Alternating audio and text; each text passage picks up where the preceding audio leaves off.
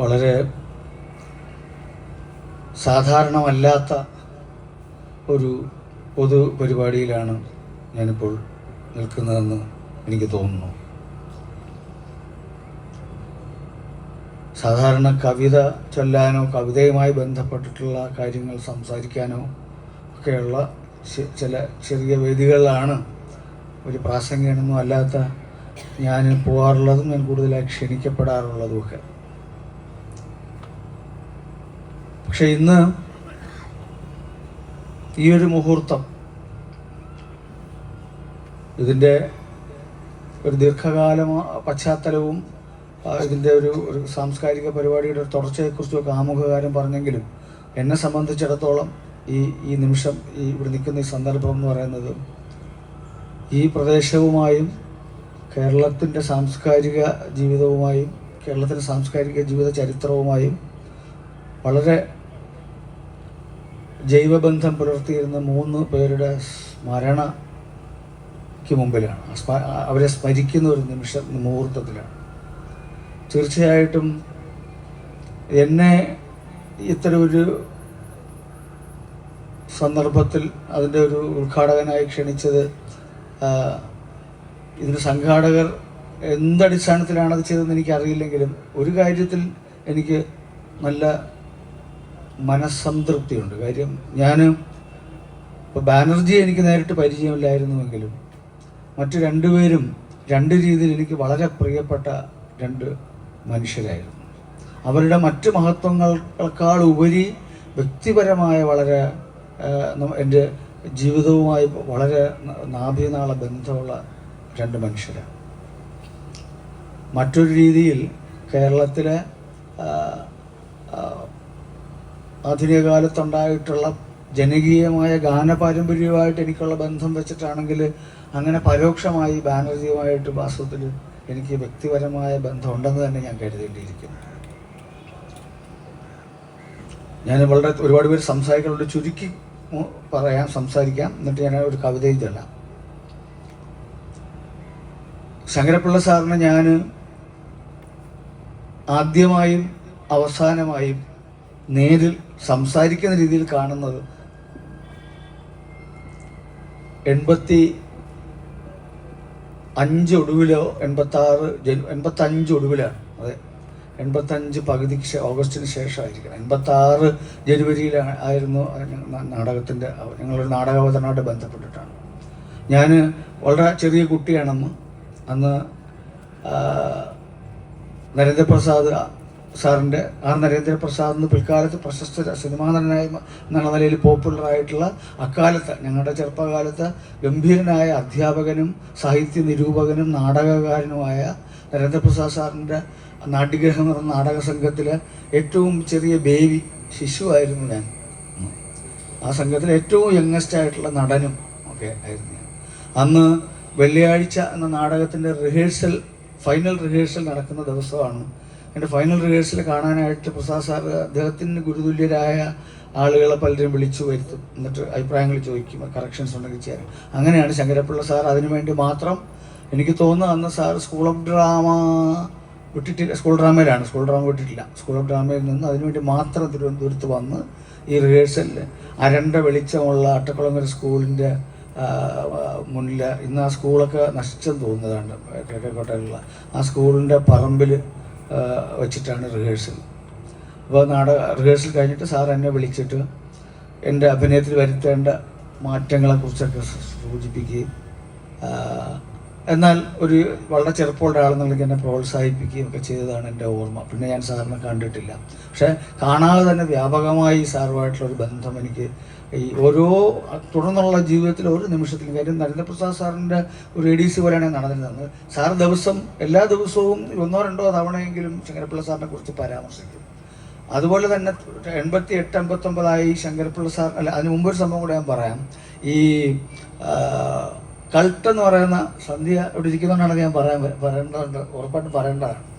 സന്ധ്യ ചേച്ചി അന്ന് വളരെ ചെറുപ്പത്തിലുള്ള സ്റ്റുഡൻറ്റ് കഴിഞ്ഞെന്ന് തോന്നുന്നു. കൾട്ടിൻ്റെ 85-86 തിരുവനന്തപുരത്ത് അവതരണം. അപ്പോൾ കോഴ്സ് കഴിഞ്ഞല്ലോ അല്ലേ, കൾട്ടിലേക്ക് വന്നു നിങ്ങളല്ല. ഇവരെല്ലാം ആദ്യത്തെ ബാച്ചൊക്കെ കോഴ്സെല്ലാം കഴിഞ്ഞ് കൾട്ട് രൂപീകരിച്ചു. കൾട്ടിൻ്റെ നാടകങ്ങൾ വളരെ കേരളത്തിലെ മറ്റു തരം പരമ്പരാഗതമായി നിലവിലുണ്ടായിരുന്ന നാടക സങ്കല്പങ്ങളെ പൂർണ്ണമായും വെല്ലുവിളിച്ചുകൊണ്ട് പുതിയ നാടക രീതി കേരളം ഉടനീളം വന്ന് അവതരിപ്പിച്ചുകൊണ്ട് നടക്കുന്ന യുവാക്കളുടെ സുന്ദരികളുടെ സുന്ദരന്മാരുടെ ഒരു സംഘമാണ് ഇവരത്. അന്ന് ഞാൻ വളരെ ചെറുതാണ് കേട്ടോ, എനിക്ക് ഞാൻ BA പഠിക്കുകയാണ്. അപ്പോൾ തിരുവനന്തപുരം VJT ഹാളിൽ 3 നാടകങ്ങൾ ഒന്നിച്ച് അരങ്ങേറുകയാണ് ഒറ്റ സ്ട്രെച്ചിന്. ഒന്ന് ലോറ, അതിലാണ് സന്ധി ചേച്ചിയും ശ്യാമപ്രസാദുമാണ്. നിങ്ങൾ 2 പേര് മാത്രം ആയിട്ടില്ലേ? ആ ആ പക്ഷെ അന്ന് ശ്യാം അഭിനയിച്ചു തിരുവനന്തപുരത്ത്. അന്ന് ഒരു ആക്ടർ ഇല്ലായിരുന്നു തോന്നുന്നു. അപ്പോൾ പകരം ശ്യാം ഒന്ന് സ്റ്റേജിൽ കയറുന്നുണ്ട്. എനിക്ക് ശ്യാം അഭിനയിക്കുന്ന ഓർമ്മയുണ്ട്.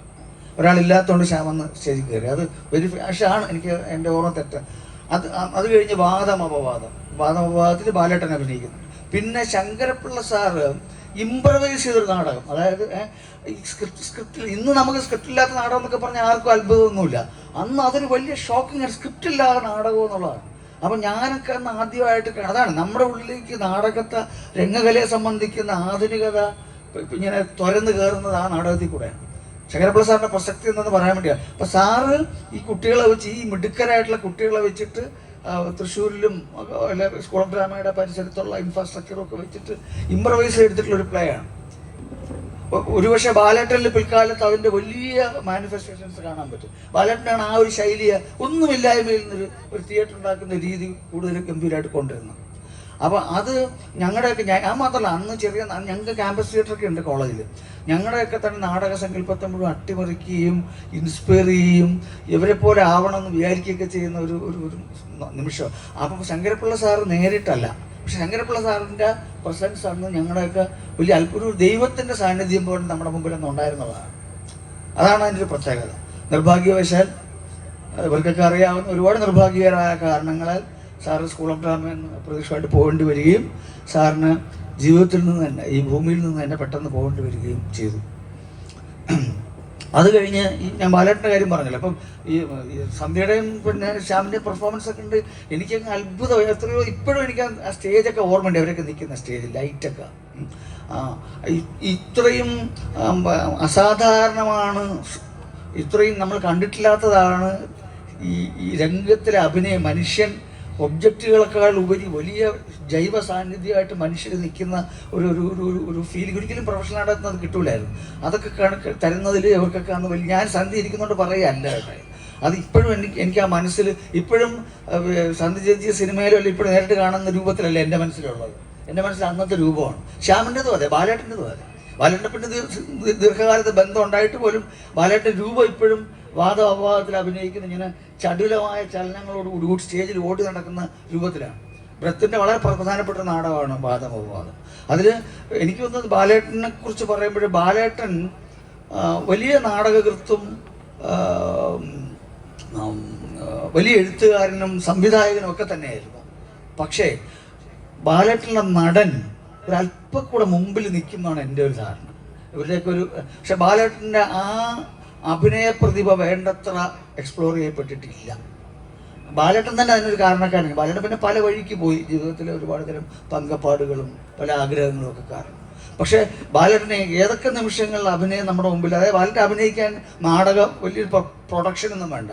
നിങ്ങളുടെ അടുത്ത് ചുമ്മാ ഒരു മൊമെൻറ്റ് മതി. ഇപ്പം നിങ്ങൾ പരിചയപ്പെടുന്നു, നിങ്ങൾ അങ്ങോട്ട് പോകുമ്പോഴത്തേക്ക് അയാൾ കൊള്ളാമല്ലേ എന്ന് പറഞ്ഞാൽ ഉടനെ തന്നെ അയാളെ ഇമിറ്റേറ്റ് ചെയ്യാൻ പറ്റും. ബാലേട്ടൻ ഒരു മനുഷ്യനെ പെട്ടെന്ന് ആണ് ഒരു കാന്തം പോലെ ഈ ചിത്രകാരന്മാർ ഒരു ഓർമ്മയിൽ നിന്നും വസ്തുക്കൾ പിടിച്ചെടുക്കുന്നത് പോലെ മനുഷ്യൻ്റെ രൂപ സ്വഭാവം പിടിച്ചെടുക്കുന്ന.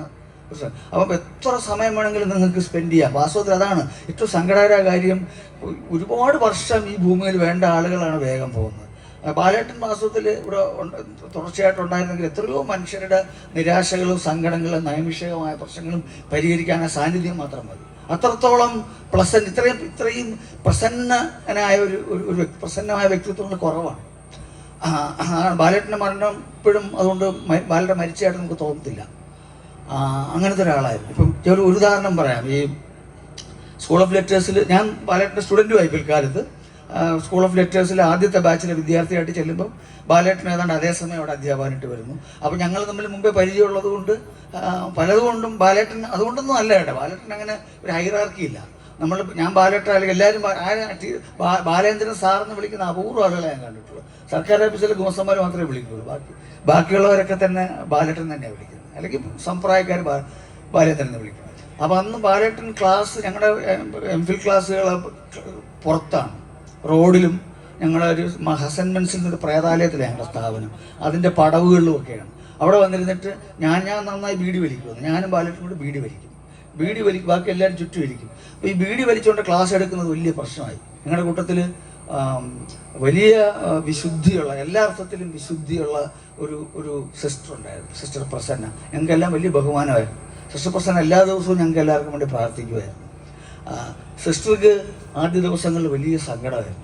ഈ ബാലേന്ദ്രൻ സാർ, അദ്ദേഹം പ്രസന്ന സിസ്റ്റർ ബാലേന്ദ്രൻ സാർ എന്നാണ് വിളിക്കുന്നത്.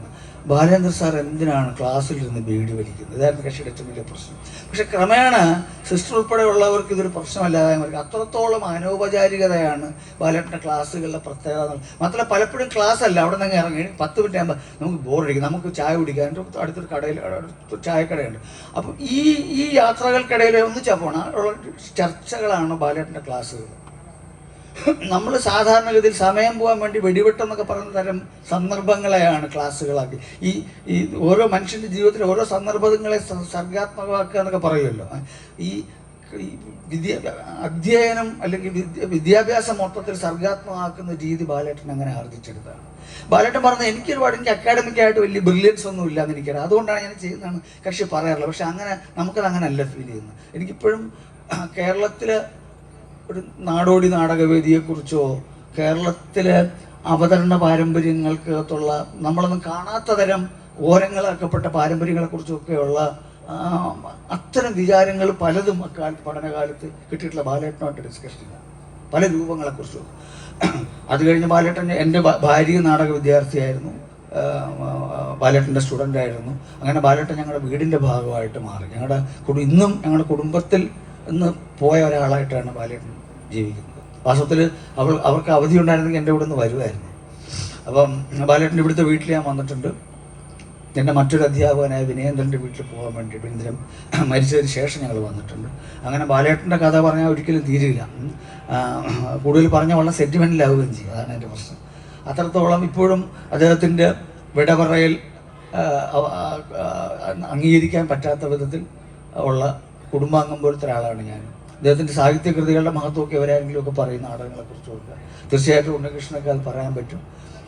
ഞാൻ ഒരു സന്ദർഭങ്ങൾ പെട്ടെന്ന് വിട്ടുപോയിട്ട് പറയുകയാണ്. ഞങ്ങൾ MPhil കോഴ്സ് കഴിഞ്ഞിട്ട് പോണതിന് തൊട്ട് മുമ്പ് അന്നത്തെ വൈസ് ചാൻസലറായിട്ടുള്ള അനന്തമൂർത്തി സാറ് ഞങ്ങൾ സന്ദർശിക്കുക. ഫസ്റ്റ് ബാച്ചാണ് ഞങ്ങൾക്കൊരു വിഷയമാണ്. മാത്രമല്ല സാറ് അനന്തമൂർത്തി സാറിന് അന്ന് പരമ്പരാഗതമല്ലാത്ത രീതിയിൽ പഠിക്കുന്നതിനെ കുറിച്ചൊക്കെയുള്ള സങ്കല്പങ്ങൾ ഞങ്ങളോട് ഷെയർ ചെയ്യാനും ഒക്കെ ആയിട്ടാണ് വന്നിട്ട് ആ ഡിസ്കഷനൊക്കെ ശേഷം ബാലൻ എന്തെങ്കിലും ചെയ്യുമെന്ന് പറഞ്ഞു.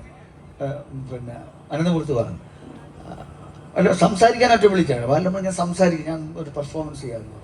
എന്നിട്ട് പെട്ടെന്ന് ബാലേട്ടൻ ആ മൊമെൻറ്റിൽ ഞങ്ങളൊരു വട്ടം കൂടി 10 പേര് 12-16 സ്റ്റുഡൻസ് ഉണ്ട്, 4-5 അധ്യാപകരുണ്ട്. ഞാൻ വട്ടത്തിരിക്കുകയാണ്. നടുക്ക് വന്നിട്ട് ബാലേട്ടൻ പെർഫോമൻസ് ചെയ്തു. ഈ കൊതുകിനെ അടിക്കുന്ന പോലെ അവിടെ ഇഷ്ടം പോലെ കൊതുകുണ്ടായിരുന്നു. സെൻറ്റ് മെൻസിലെ പറമ്പിൽ പകൽ പോലും കൊതുകാണ്, ക്ലാസ്സൊക്കെ ഇടയ്ക്ക് കൊതുക് വരും. അപ്പം അത് വാസ്തവത്തിൽ ഒരർത്ഥത്തിൽ വൈസ് ചാൻസലറോടുള്ള ഒരു കംപ്ലൈൻറ്റ് വേണമെങ്കിലും എടുക്കാം.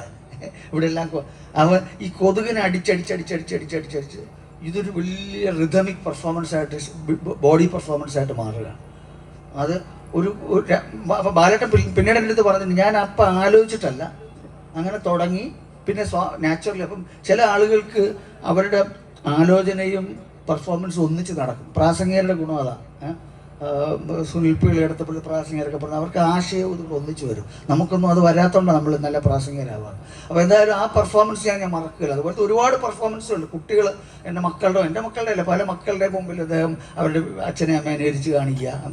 കാരിക്കേച്ചർസ് വലിയ മാസ്റ്ററായിരുന്നു ബാലേട്ടൻ. അതെല്ലാം ഞാൻ എപ്പോഴും പറയുന്നത്, ഈ സിനിമയുടെ പിന്നാലെ നടക്കാണ്ട് നിങ്ങൾ പെർഫോം ചെയ്ത് പറയുമായിരുന്നു എപ്പോഴും ബാലേട്ടൻ. പക്ഷേ സിനിമയിൽ പെർഫോം ചെയ്യാന്നാൽ നല്ല പീക്കിലേക്ക് നാടകത്തിൻ്റെ ഘടനയിൽ നിന്നൊക്കെ വിട്ട് ഒരു ഫിലിം പെർഫോമൻസിൻ്റെ രീതിയിലേക്ക് ഏതാണ്ട് പരുവപ്പെട്ട കാലത്താണ് ബാലേട്ടന് പെട്ടെന്ന് ബ്രെയിൻ ഫീവർ പോലത്തെ ഒരു അസുഖം വരുന്നത്. ബാക്കി ഞാൻ പറയുന്നില്ല. അപ്പം മൂന്നാമത്തെ ബാനർജിയെക്കുറിച്ച് ഞാൻ മനസ്സിലാക്കിയിടത്തോളം, ഞാനും വളരെയധികം ശ്രദ്ധയോടെ 80കളിലും 90കളിലും മുതൽ കൗതുകത്തോടെ ശ്രദ്ധിച്ചിരുന്നൊരു ഏരിയയാണ് മലയാളത്തിലെ തനതായ ഈ നാടൻ പാട്ടുകൾ എന്ന് പറയുന്നത്. പ്രത്യേകിച്ച് ഡൗൺ ടു എർത്ത് ആയിട്ടുള്ള മനുഷ്യൻ്റെ കാർഷിക ജീവിതമായിട്ട് ബന്ധപ്പെട്ടിട്ടുള്ള അത്തരം പാട്ടുകൾ എന്തുകൊണ്ട് കേരളത്തിൽ നമ്മുടെ പോപ്പുലർ മ്യൂസിക്കിൻ്റെ അകത്ത് പ്രധാനപ്പെട്ട ഒരു ധാരയിലേക്ക് വരുന്നില്ല എന്നുള്ള ചിന്ത കാലത്ത് പങ്കിട്ടിരുന്ന ചെറുപ്പക്കാരുടെ കൂട്ടത്തിൽപ്പെട്ട ഒരാളാണ് ഞാൻ. അക്കാലത്ത് ഞാൻ ശാസ്താംകോട്ടിൽ വരാറുണ്ടായിരുന്നു. എനിക്ക് പക്ഷേ ബാനർജി എന്തുകൊണ്ട് നിർഭാഗ്യവശാൽ അക്കാലത്ത് പരിചയമില്ല. പക്ഷെ പിന്നീട് ഞാൻ മനസ്സിലാക്കിയിടത്തോളം കേരളത്തിൻ്റെ വളരെ ചില പ്രദേശങ്ങളിൽ മാത്രം ഉണ്ടായ പയനിയറായ നാടൻപാട്ട് സംഘങ്ങളിൽ ഒന്നായിരുന്നു ഈ ബാനർജിയുടെയും കൂടെ ഇനിഷ്യേറ്റീവിലുണ്ടായിട്ടുള്ള കനൽ എന്ന് ഞാൻ മനസ്സിലാക്കുന്നു. അദ്ദേഹവും അകാലത്തിൽ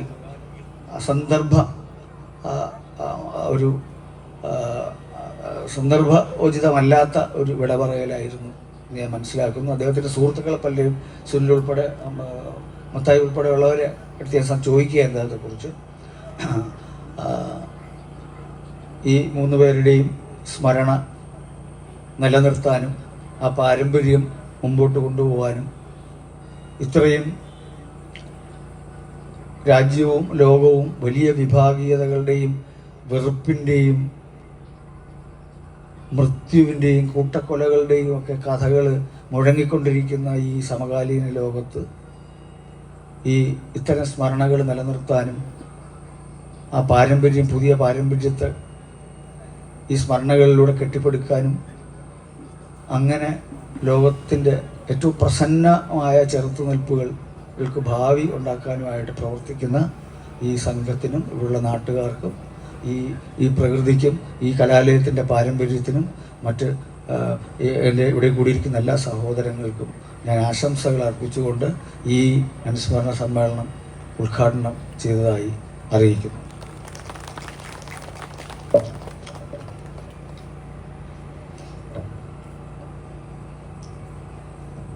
ഞാനൊരു കവിത ചൊല്ലി അവസാനിപ്പിക്കാം. ഗാന്ധി തൊടൽ മാല. ഒരു പക്ഷേ ശങ്കരപ്പിള്ള സാറിനെ സമർപ്പിക്കേണ്ട കവിതയായിട്ട് വേണമെങ്കിലും കാണാം. ശങ്കരപ്പിള്ള സാർ വലിയ ഗാന്ധിയനായിരുന്നു. ഗാന്ധിഗ്രാമിൽ പഠിപ്പിച്ചിരുന്നു.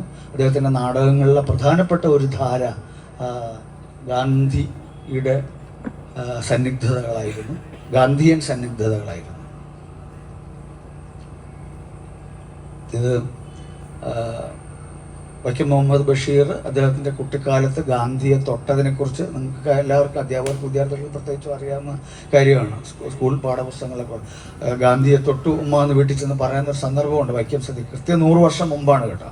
കഴിഞ്ഞ ഒരു 100 വർഷം പോലെ ഉള്ള ഒരു ഫെബ്രുവരി മാസത്തിലാണ് ഗാന്ധിയെ ബഷീർ തൊട്ടത്. ബഷീർ എന്ന് പറഞ്ഞ കുട്ടി തൊട്ടത്. അപ്പോൾ ആ കഥയിലെ ആ സന്ദർഭത്തിൻ്റെ തുടരെഴുത്ത്, ആഫ്റ്റർ റൈറ്റിംഗ് എന്ന് പറയും, തുടരെഴുത്താണ് ഈ കവിത. ഗാന്ധി തൊടൽമാല. തൊട്ടു ഞാനുമ്മ ഗാന്ധിയെ തൊട്ടു ഞാനുമ്മ, പട്ടുപോലെ നനുത്ത തോളിൽ തൊട്ടു ഞാനുമ്മ. തൊട്ടു ഞാനുമ്മ ഗാന്ധിയെ തൊട്ടു ഞാനുമ്മ, പട്ടുപോലെ നനുത്ത തോളിൽ തൊട്ടു ഞാനുമ്മ. കടലു കര കയ്യേറുമാർ മനുഷ്യരാകെ ഇരമ്പിയാർത്തു, വൈക്കം ജെട്ടിയിൽ ബോട്ടെടുത്തു. അത് വേണ്ട. കടലു കര കയ്യേറുമാർ മനുഷ്യരാകെ ഇരമ്പിയാർത്തു, വൈക്കം ജെട്ടിയിൽ ബോട്ടെടുത്തു. ഗാന്ധി വന്നുമ്മ നാട്ടിൽ കാന്തി വന്നുമ്മ. ഗാന്ധി കാലു വച്ചു മണ്ണിൽ, ഗാന്ധി കാലു വച്ചു മണ്ണിൽ ശാന്തി വിത്തു തരിച്ചു. 2 പല്ലു പോയ മോണ സൂര്യൻ ചിരിച്ചു. വിത്തു പൊട്ടി ചെടിയായി വയ്ക്കമൊരു വാടിയായി. നോക്കി നിൽക്കേ എന്ത് മായം പൂത്തുലഞ്ഞുമ്മ, കാന്തി പൂത്തുലഞ്ഞുമ്മ.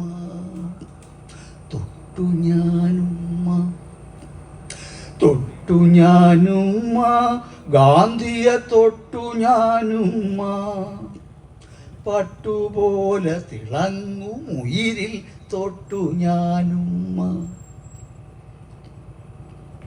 ഗാന്ധി കേറി തുറന്ന കാറിൽ കൂടി ഞാൻ പിന്നാലെ ജോറിൽ, വള്ളി പോലെ പടർന്നു കാറിൻ വക്കിൽ ഞാനുമ്മ. വന്മലയിൽ മുകിൽ കീറ് വീണ് പെയ്യും പോലെ, വൻകടലിൽ നീർച്ചാല് വന്നു ചേരും പോലെ, അയ്യനെ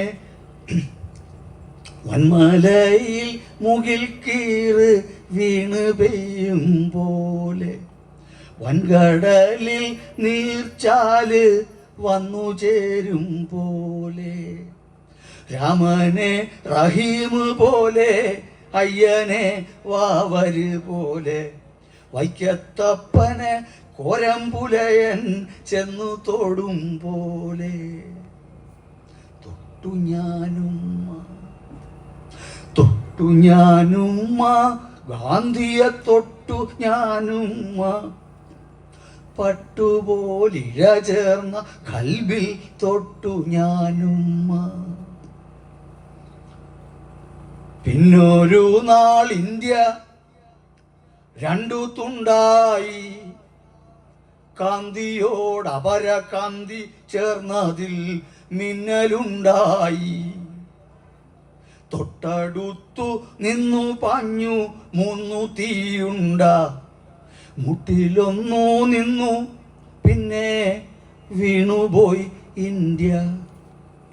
ഗോഡ്സെ തൊട്ടുമ്മ, ഗാന്ധിയ ഗോഡ്സെ തൊട്ടുമ്മ, കാഞ്ചിയിൽ വിരൽ കൊണ്ട് ഗോഡ്സെ തൊട്ടുമ്മ.